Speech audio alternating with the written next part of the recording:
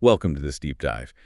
Today, we're going to be exploring the story of Haiti, from its revolutionary beginnings all the way to the present day.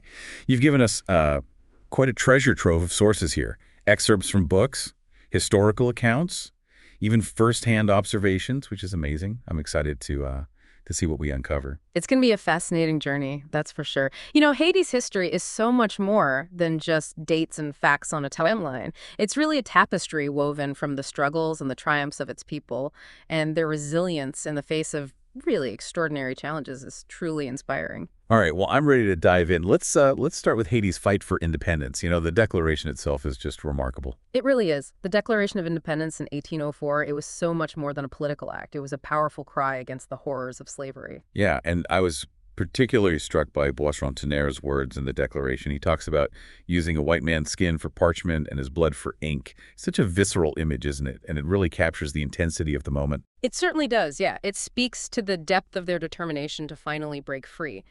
But it's important to remember that this fight for freedom had a complex and often brutal side. You know, one of the key figures in the revolution, Jean-Jacques Dessalines, he took some rather drastic measures to secure that independence. You're talking about the order to eliminate the remaining white population. It's a dark chapter, isn't it? Did your sources shed any light on how Dessalines justified such a decision? Well, from what I gathered, he saw it as a necessary act of retribution, a way to ensure that the horrors of slavery would never be repeated on Haitian soil. But, you know, the consequences of this action were far-reaching. It created these deep divisions within Haitian society, this color divide that we see even today. And it also isolated Haiti on the international stage. You know, many nations, particularly in Europe and North America, were horrified by the massacre and refused to recognize Haiti's independence for decades. And this, of course, had a devastating impact on Haiti's economic development. It was essentially cut off from global trade and investment. Yeah, it's tragic how this act, born out of a desire for freedom, ended up shaping Haiti's future in such a complex and often painful way. It makes you wonder, was there another path? Could Haiti have achieved independence without resorting to such violence?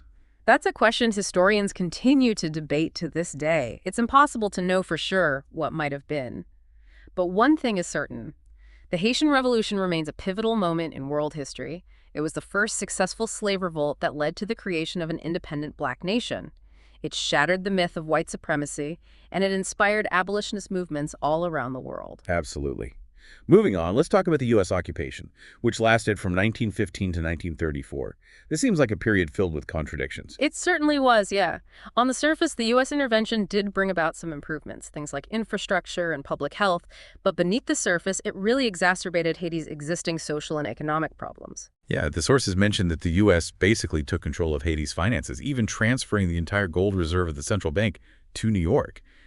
Can you imagine the impact that must have had on the Haitian people? It was a devastating blow. I mean, imagine a foreign power coming in and taking control of your nation's treasury like that. It fueled so much resentment and undermined any sense of Haitian sovereignty.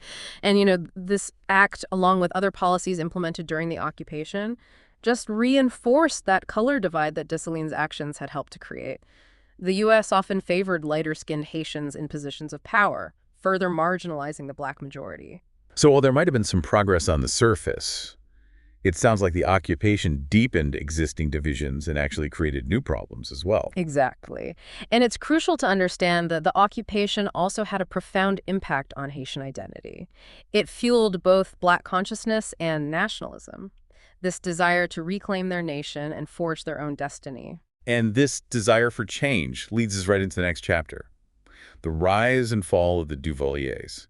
This feels like a period you can't ignore when talking about Haiti. You're right, you really can't. Francois Duvalier, known as Papa Doc, and his son Jean-Claude, or Baby Doc, they ruled Haiti with an iron fist for nearly 30 years.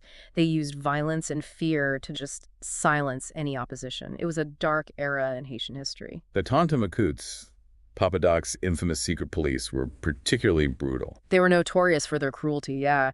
They were drawn primarily from the poorest segments of society, given a taste of power and used to terrorize the population. That's just chilling. It seems like Papa Doc deliberately exploited those existing social divisions, pitting the poorest against those who dared to speak out against him.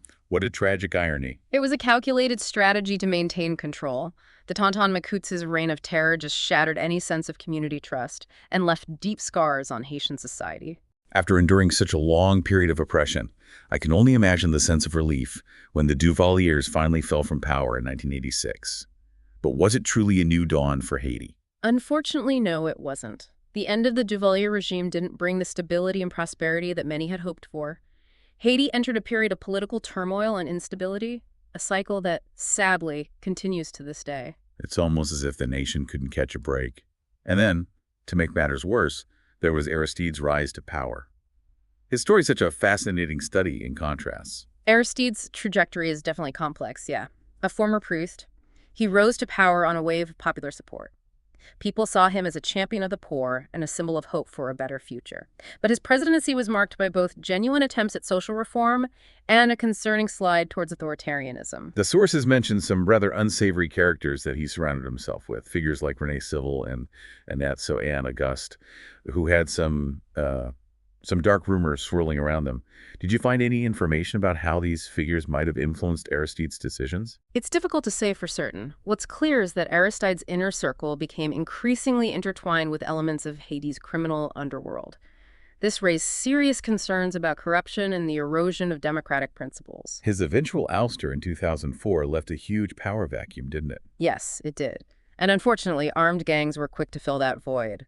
This has led to a cycle of violence and instability that continues to plague Haiti today. And then, as if things couldn't get any worse, the devastating earthquake struck in 2010, a tragedy of just unimaginable scale. The earthquake was a catastrophic event for Haiti. Hundreds of thousands of lives were lost, and much of Port-au-Prince was reduced to rubble. It exposed the fragility of the Haitian state and the just immense challenges the country faced. One detail from the sources that really stuck with me was the account of that UN base in Léogâne, right near the earthquake's epicenter. And while the town around them was literally crumbling, troops inside the base were, get this, haggling over shampoo prices. Yeah, it's a pretty jarring image, isn't it? It really highlights the disconnect that can exist between the international community and the actual realities on the ground in Haiti. So much aid money poured into Haiti after the earthquake, but it often felt like those in charge of distributing it were completely out of touch with the true needs of the Haitian people. Yeah, for sure. It's easy to get caught up in the despair, I think, when you look at Haiti's history. But what really struck me throughout all these sources was the resilience of the Haitian people. Even amidst all this turmoil, there are individuals working tirelessly to create a better future. Absolutely. There are countless stories of everyday heroes in Haiti. People like Father Christopher Hartley, this Catholic priest. He dedicated his life to improving the lives of Haitian cane cutters in the Dominican Republic. He faced immense opposition from really powerful interests, but he never wavered in his commitment. His story really resonated with me. It just goes to show that even one person can make a difference. Yeah. What were some of the specific challenges that he faced? Well, the Haitian cane cutters, they were often treated as second-class citizens in the Dominican Republic. They faced discrimination, exploitation, terrible working conditions. Father Hartley fought tirelessly to advocate for their rights, to improve their living conditions, and to make sure they received fair wages. He built schools, clinics, and housing for the workers and their families, and his efforts were often met with resistance from the sugar plantation owners, of course, the ones who profited from the exploitation of the cane cutters. Wow. That's powerful. It's inspiring to see someone stand up to such powerful forces in the name of justice. Were there other individuals like Father Hartley working to create positive change in Haiti? Oh, definitely. There's Louis-Henri Mars, for example. He's been working for years to try to build a more peaceful and prosperous future for this volatile neighborhood of St. Martin in Port-au-Prince. What are some of the challenges that he's tackling in St. Martin? It sounds like an incredibly difficult environment to work in.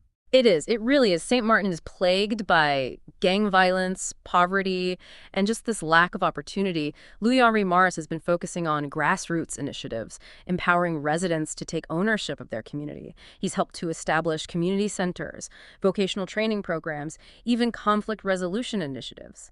His goal is to break the cycle of violence and create a more hopeful future for the youth of St. Martin.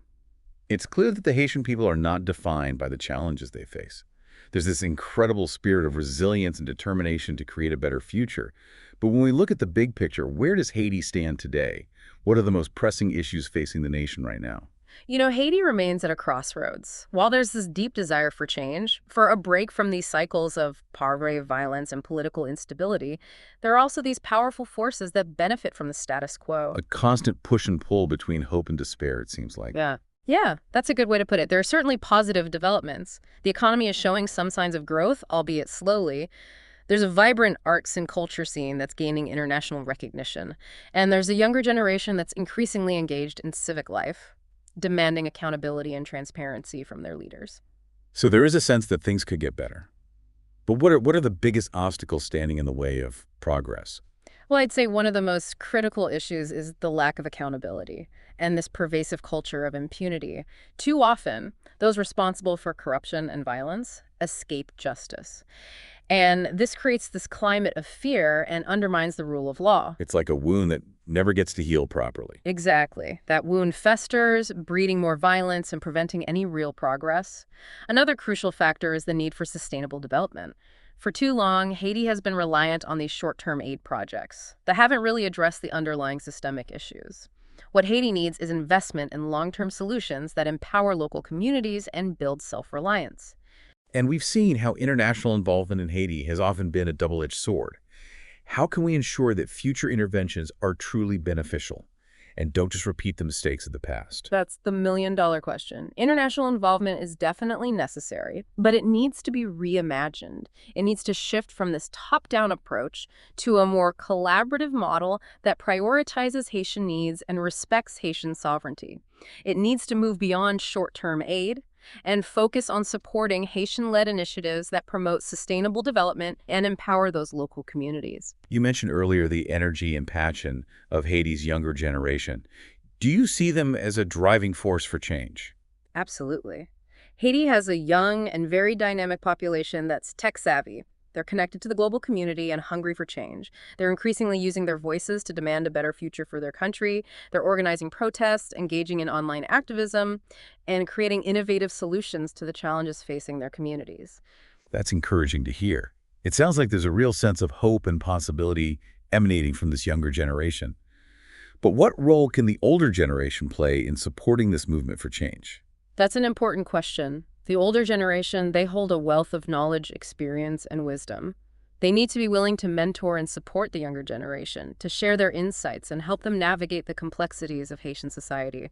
They also need to be open to new ideas and approaches. It's about bridging that generational divide and working together to create a better future for Haiti. This deep dive has been incredibly eye-opening. We've covered a lot of ground from the revolution to the U.S. occupation, the Duvalier dictatorships, the rise and fall of Aristide, and the devastating earthquake.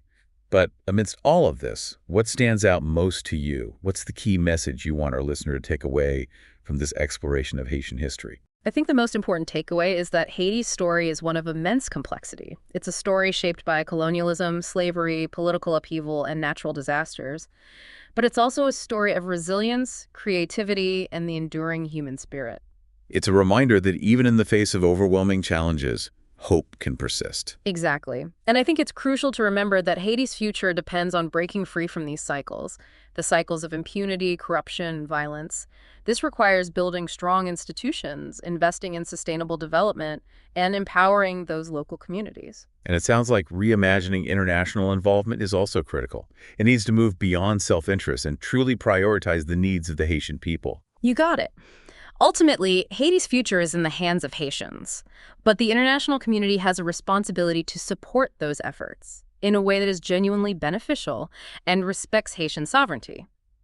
It really has been a fascinating journey. Exploring Haiti's history really underscores, I think, the power of the human spirit, but also just the complexities of international relations and the long-lasting effects of these historical events. Yeah, it strikes me that ignoring the lessons of history often comes at a steep price.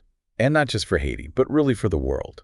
What we've uncovered here feels relevant to so many situations globally, even today. You're absolutely right. Haiti's history is a testament to the enduring power of the human spirit, no doubt.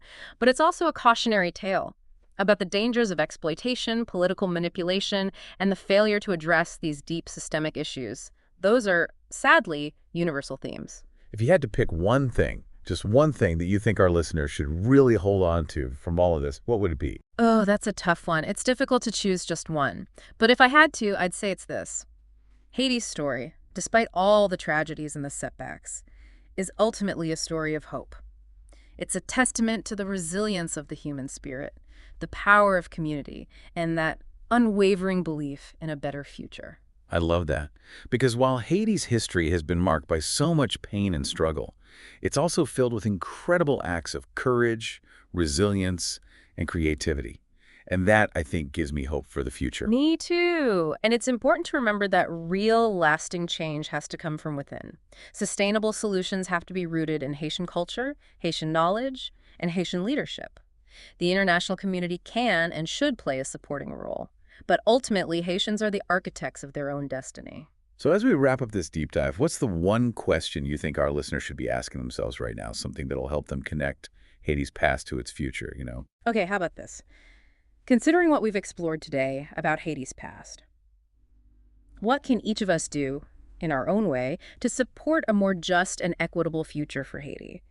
It might feel like a distant problem to some, but our actions, even on a small scale, can contribute to a better world for all. That's a perfect note to end on, I think. Haiti's history, it's filled with both heartbreak and inspiration. We've seen the devastation caused by natural disasters, political turmoil, and foreign intervention. But we've also witnessed the unwavering resilience of the Haitian people, their vibrant culture, and their determination to create a brighter future. It's a complex story, but ultimately it's a story of hope. Well said. I hope this deep dive has given our listener a deeper understanding of Haiti's past, a greater appreciation for its people, and a renewed sense of hope for its future.